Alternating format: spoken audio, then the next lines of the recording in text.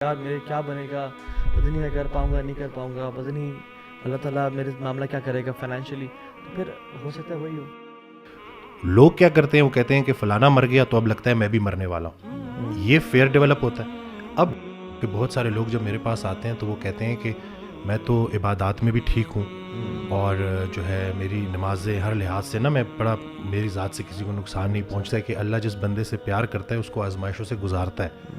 تو ضروری نہیں ہے کہ آپ کو کوئی سزا کے طور پہ اس بیماری میں ڈالا جا رہا ہے، لیکن آپ پہ اگر مشکل وقت ہے تو اللہ تعالیٰ کا یہ بھی وعدہ ہے کہ ہر سختی کے بعد آسانی ہے. یہ اللہ نے وعدہ رکھا ہے. ایک اور جو بڑا یعنی آج کل کا جو ایک میں سمجھتا ہوں کہ ایک کووڈ کے بعد جو پینڈیمک ہے وہ اسٹریس، انزائٹی، ڈپریشن ہے. ٹھیک ہے. اور پھر جتنے زیادہ ایف کیوز ریسیو ہوتے ہیں، میں انزائٹی میں ہوں، میں ڈپریشن میں ہوں، میں اسٹریس میں ہوں، تو ایک بہت بڑا ایک ایپیڈیمک بن چکا ہے پوری دنیا میں.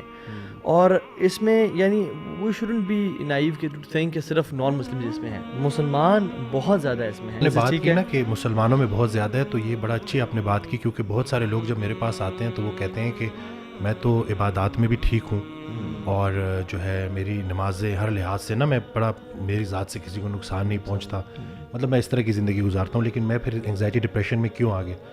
تو رسول اللہ صلی اللہ علیہ وسلم کی حدیث ہے کہ اللہ جس بندے سے پیار کرتا ہے اس کو آزمائشوں سے گزارتا ہے. تو ضروری نہیں ہے کہ آپ کو کوئی سزا کے طور پہ اس بیماری میں ڈالا جا رہا ہے، لیکن آپ پہ اگر مشکل وقت ہے تو اللہ تعالیٰ کا یہ بھی وعدہ ہے کہ ہر سختی کے بعد آسانی ہے. یہ اللہ نے وعدہ رکھا ہے. وہ جو بیماری ہے نا وہ آپ کو بڑا جو ہے نا ڈسپلن کرنے کے لیے آئی ہے، بڑی چیزیں سکھانے کے لیے آئی ہے. لوگ جو ہے نا وہ اس بیماری کو انڈرسٹینڈ نہیں کر پاتے. وہ پھر جیسے کہا کہ ڈائریکٹلی اینٹی ڈپریسنٹس پہ اور ان چیزوں کے اوپر میں اس کے خلاف نہیں ہوں. اگر بہت کیس بگڑا ہوا ہے تو وقتی طور پہ اگر کچھ سمجھ نہیں آ رہی تو سٹارٹ میں اگر ایڈ اس کو کیا بھی جاتا ہے تو ٹھیک ہے، لیکن ساتھ ساتھ آپ یہ دیکھیں کہ کیا وہ بچہ ایکسرسائز کر رہا ہے، کیا وہ جو ہے اپنی ڈائٹ کا خیال رکھتا ہے. وائٹامن ڈی ڈیفیشینسی کا اور ڈپریشن کا ایک بہت گہرا تعلق ہے. اسی طرح سے نیند کے اوپر دیکھیں کہ کہیں وہ راتوں تک مطلب صرف جاگتا تو نہیں رہتا اور جب سوتا ہے تو پھر اس کو صبح کی کوئی ہوش نہیں ہے. مطلب پورے دن میں اس کی وہ روٹین کیسی ہے اس کو دیکھنا سب سے زیادہ ضروری ہے. اور پھر کوئی ایک ٹیچر، کوئی ایک استاد، کوئی ایک بندہ ایسا ہے جس سے وہ اپنا یہ مسئلہ ڈسکس کرتا ہے، کیونکہ پیرنٹس سے نا بچے چھپا رہے ہوتے ہیں چیزیں اور بعض اوقات پیرنٹس بڑے ہارش بھی ہو جاتے ہیں کیونکہ انگزائٹی ڈپریشن نظر نہیں آ رہی ہوتی. یہ جملہ کہا جاتا ہے کہ چنگا بھلا ہے ڈرامے کرتا ہے، اتنا تمہارے اوپر ہم نے اتنے تمہیں مہنگے اسکولوں میں ڈالا اور یہ دیکھو تم کیا نکل رہا ہے، سارا کچھ تو دیا ہوا، پھر کس چیز کی ڈپریشن ہے. وہ حضرت واصف علی واصف رحمۃ اللہ کا بڑا پیارا فکر ہے کہ پریشانی حالات کی وجہ سے نہیں، خیالات کی وجہ سے ہوتی ہے. تو آپ کو نہیں پتا کہ آپ کا بچہ کن خیالوں میں گم ہے، اس کے خیالات کس طرح کے ہیں. تو پراپر سائیکالوجسٹ، سائیکیٹرسٹ بھی، لیکن سائیکالوجسٹ جو کاؤنسلنگ کرتے ہیں وہ زیادہ ضروری ہے کہ اس کو آپ ہیلپ دیں، کیونکہ اس کو ہیلپ کی ضرورت ہے. آپ کا بچہ بیمار ہے، کیونکہ you go where you look at. آپ نے جہاں جانا ہے آپ اس کارنر کی طرف دیکھتے ہو.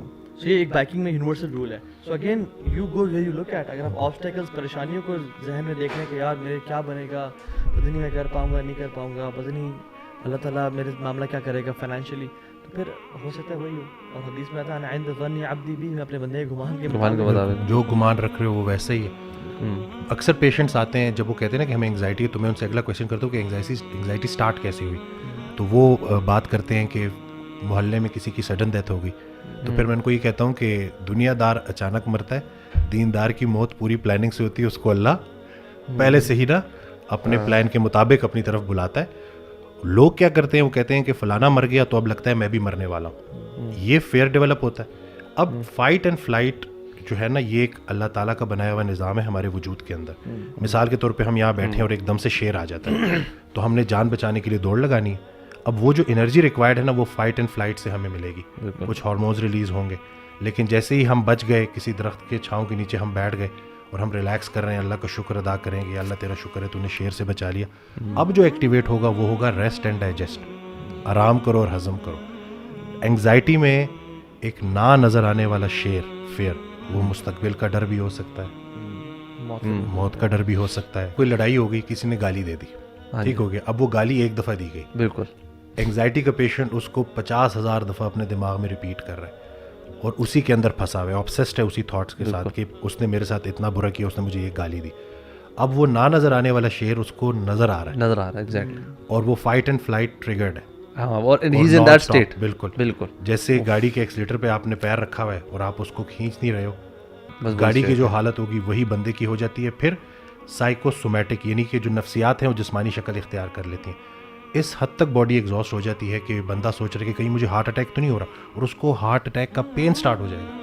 آئی تھنک ہمارا جو امیون سسٹم ہے اس کا رسپانس بھی ختم ہو جاتا ہے. بالکل صحیح.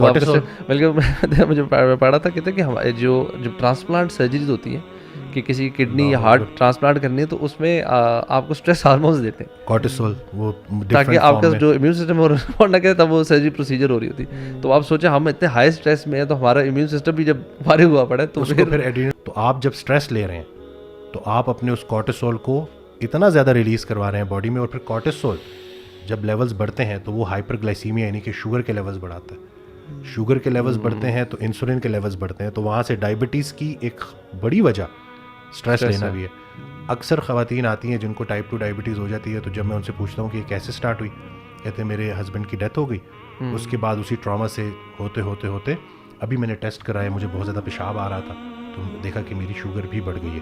تو یہ جو آپ بات کر رہے ہیں نا کہ 90% یا شاید اس سے بھی زیادہ بیماری ہے اسٹریس کے ساتھ منسلک ہے, تو وہ غلط نہیں ہے. اچھا, اس میں نا میں چاہوں گا کہ ہم تھوڑا سا نا ایگزائٹی کو ڈیفائن کر دیں, اور ایون ایگزائٹی اور ڈپریشن کو بھی نا, کہ آپ نے جیسے کہا نا کہ پیشنٹ آتے تو آپ مجھ سے پوچھتے ہیں کہ ایگزائٹی کب شروع ہوئی. سو مطلب اگر آپ کسی پیشنٹ سے پوچھیں یا کسی پوچھیں کہ واٹ از ایگزائٹی, مطلب how do the patients actually know کہ ان کو ایگزائٹی کس لیول کی ہے اور کس طرح کلیئرٹی ہے. میں نے جو ہے نا وہ علی بھائی کے ساتھ, محمد علی بھائی کے ساتھ جو ویڈیو میں نے اپنی کو کہ میں 3 ایئرز انگزائٹی سے گزرا ہوں نا, تو میں نے جب اپنی وہ اسٹوری بتائی نا تو اس کے بعد کتنے لوگوں نے کانٹیکٹ کیا جو کہہ رہے کہ ہمیں پہلی دفعہ پتہ چلا کہ ہمیں انگزائٹی ہے, نہیں تو انہوں نے کوئی سی ٹی اسکین, کوئی MRI, کینسر تک ان کا ذہن گیا ہوا تھا کہ پتہ نہیں ہمیں کون سی بیماری ہے. ایکو کرا چکے ہیں, اچھا ٹھیک ہے نا, ECG کروا چکے ہیں.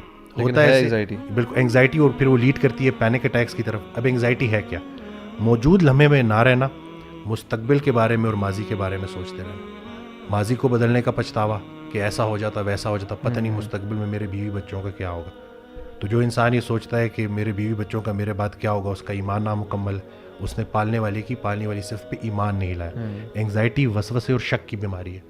آپ ہر چیز میں نگیٹیوٹی ڈھونڈو گے, آپ ہر چیز پہ خود پہ شک کرو گے, دوسروں پہ شک کرو گے, آپ اتنا آئسولیٹڈ ہو جاؤ گے, دل کی دھڑکن اتنی تیزی سے شوٹ کرے گی, ٹیکیکارڈیا اتنا زیادہ ہوگا کہ آپ کو ایسے لگ رہا ہوگا جیسے آپ کا دل بند ہو رہا ہے. اسی طرح سے دم گھٹنا, سفوکیشن, یہ پراپر لوگ فیل کرتے ہیں.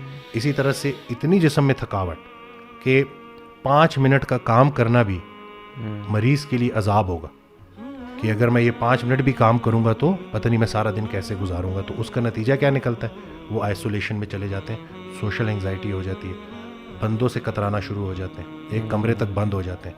اور پھر جب بھی کوئی فیلنگ آتی ہے تو وہ سر کا درد بھی تو ہو سکتا ہے, لیکن ایک انگزائٹی کا پیشنٹ کیا سوچے گا, کہیں مجھے برین ٹیومر تو نہیں ہے, ٹھیک ہے, کہیں اگر پیشاب زیادہ آ رہا ہے انگزائٹی میں نا, جب فائٹ اینڈ فلائٹ ٹریگر ہوا ہوتا ہے تو پیشاب بہت زیادہ آتا ہے, تو لوگ سمجھ رہے ہوتے ہیں کہیں مجھے گردوں کا کینسر تو نہیں ہے, کہیں میرے گردے فیل تو نہیں ہو رہے. تو اس سیلف ٹاک بھی بڑا ضروری ہے. اب سائیکالوجسٹ سے ہیلپ لینا بھی ضروری ہے, لیکن خود سے کہ بھائی میری موت کا ایک دن مقرر ہے اور میں وقت سے پہلے نہیں جان سکتا, اور اپنے آپ کو یقین دہانی کرانا کہ اے ایمان والو مزید ایمان لے کے آؤ. ایمان شک کی وسوسے کی نفی کرتا ہے. جتنا آپ کا ایمان پختہ ہوتا جائے گا اتنا یہ خیالات آپ کے ذہن سے نکلتے جائیں گے. آپ ان کا بسیرا اپنے دماغوں میں کروا دیتے ہیں کہ اب اگر کوئی نیگیٹو تھاٹ آئی ہے تو اس کو آپ نے اتنی دفعہ ریپیٹ کیا نا کہ اب وہ آپ کی جان نہیں چھوڑ رہی.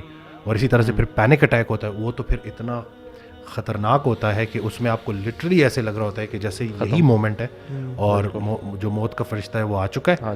اور اس سے جب وہ لوگ نکلتے ہیں تو پینک اٹیک سے بھی زیادہ خطرناک fear of another panic attack ہے کہ کہیں یہ پھر نہ آ جائے. اس کی وجہ سے اٹیکس ہوتے بھی ان کے ساتھ ہی ہوا ہے. یہ کہ میں خود بھی انگزائٹی کے ایک فیز سے گزرا ہوں.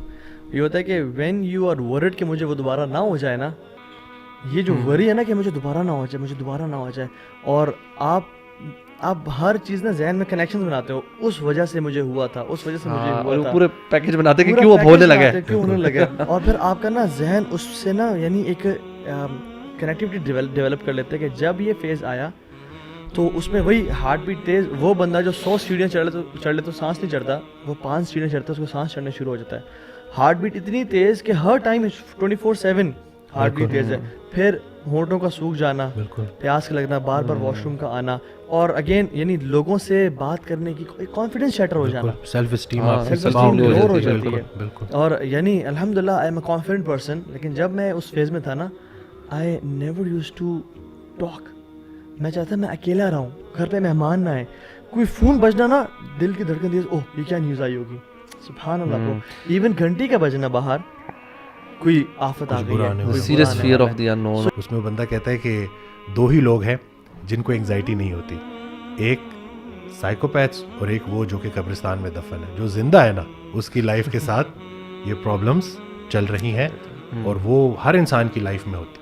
بہت سارے انگزائٹی کے پیشنٹس ایسیڈیٹی کی شکایت کر رہے ہوتے ہیں, معدے کا نظام دھرم بھرم ہوا ہوتا ہے, ڈائجیشن, اور اس کے لیے پھر وہ پروٹون پمپ انہیبیٹرز بھی لے رہے ہوتے ہیں, معدے کی اور ادویات بھی لے رہے ہوتے ہیں. یہ ہمارا مین برین ہے, معدہ ہمارا سیکنڈ برین ہے. جب تک مین جو برین ہے وہ سٹریس میں ہے, ہاضمے کا نظام ٹھیک نہیں ہو سکتا. اب آپ حد چیک کریں کہ سٹریس وہیں کا وہیں ہے, اس کے اوپر کام نہیں ہو رہا, اور ادویات کا انبار لیا جا رہا ہے. اور یہ جو پی پی آئی ہے, پروٹون پمپ انہیبیٹرز, یہ وائٹامنس کی ڈیفیشنسی کرا دیتی ہیں, خاص طور پہ وائٹامن B12 کی ڈیفیشنسی کرا دیتی ہے. وائٹامن B12 کا نروس سسٹم کا اور ریڈ بلڈ سیلز کا کیا لنک ہے وہ ہر کوئی دیکھ سکتا ہے آج کل. تو یعنی کہ وہ میڈیکیشنز جو نیوٹریشنل ڈیفیشنسیز بھی کرا رہی ہیں وہ آپ لے رہے ہو, ان کے اور بھی سائڈ افیکٹس ہیں, لیکن جو صحیح تھیراپی تھی وہ اس کی طرف آپ نہیں جا رہے ہو. تو اس کا مطلب ہے کہ آپ بس اس بیماری کو کھینچے جا رہے ہو, اس ایک بیماری سے کئی بیماریاں نکلنے والی ہیں.